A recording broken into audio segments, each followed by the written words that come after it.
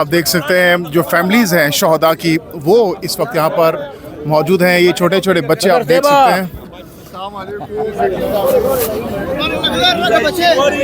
یہ آپ دیکھ سکتے ہیں کچھ زخمی بھی ہیں, ان کو بھی یہاں پر لایا گیا ہے. مناظر آپ دیکھ سکتے ہیں.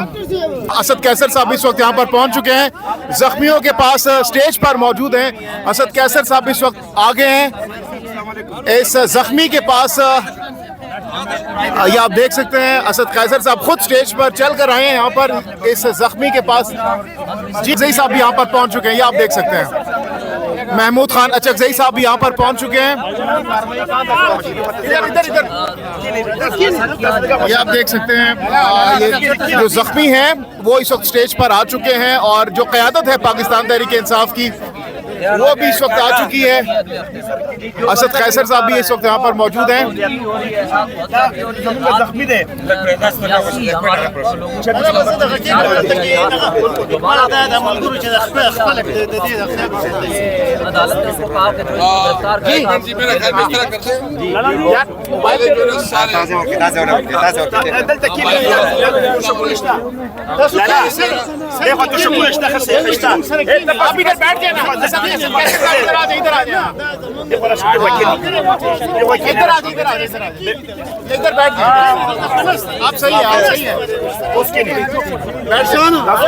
یہ آپ دیکھ سکتے ہیں پی ٹی آئی کی لیڈرشپ اسد قیصر اور محمود خان اچکزئی صاحب اس وقت یہاں پر پہنچ چکے ہیں. یہ آپ دیکھ سکتے ہیں زخمیوں کے ساتھ اظہار یکجہتی کے لیے اس وقت پی ٹی آئی کی قیادت اسد قیصر صاحب اس وقت یہاں پر پہنچ چکے ہیں. یہ آپ دیکھ سکتے ہیں. آپ سب سے گزارش کرتا ہوں تھوڑا سا خاموشی. یہ ہمارے پاکستان کے دو ایسے بزرگ ہیں اور ہمارے ایسے ہیرو ہیں. اللہ ان کو لمبی عمر دے اچکزئی صاحب کو اور اسد قیصر صاحب کو. یہ ہمارے فخر ہیں اور یہ ہمارے پاکستان کے وہ بندے ہیں کہ ہم ان کی گال پہ نکلیں گے بھی, ہر سب کچھ کریں گے. اسد قیصر صاحب آپ کیا کہنا چاہیں گے؟ اسد قیصر صاحب آپ کیا کہنا چاہیں گے؟ اسد قیصر صاحب بسم اللہ الرحمن الرحیم. دیکھیں یہ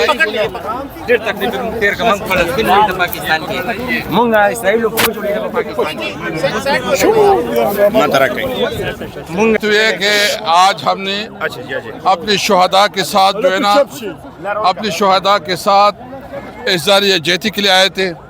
ہمارے اچکزئی صاحب جو ہے نا ہم شکریہ ادا کرتے ہیں کہ یہ اسلام آباد سے تشریف لائے ہیں.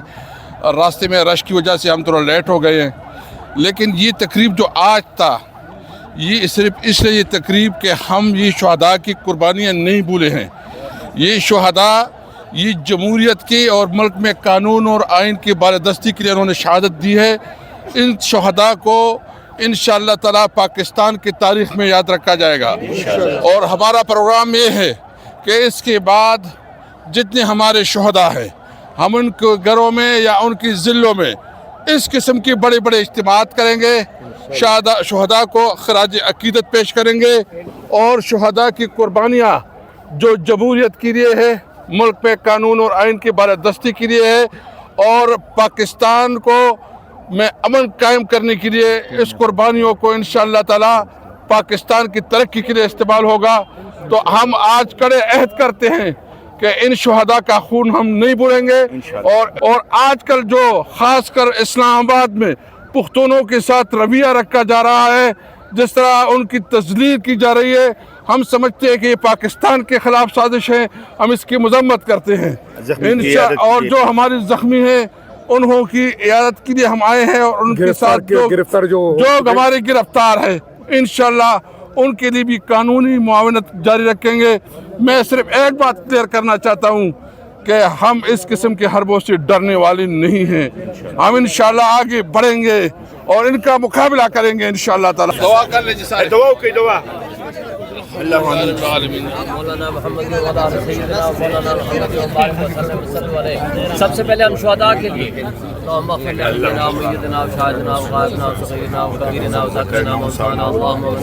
دعا کیجیے.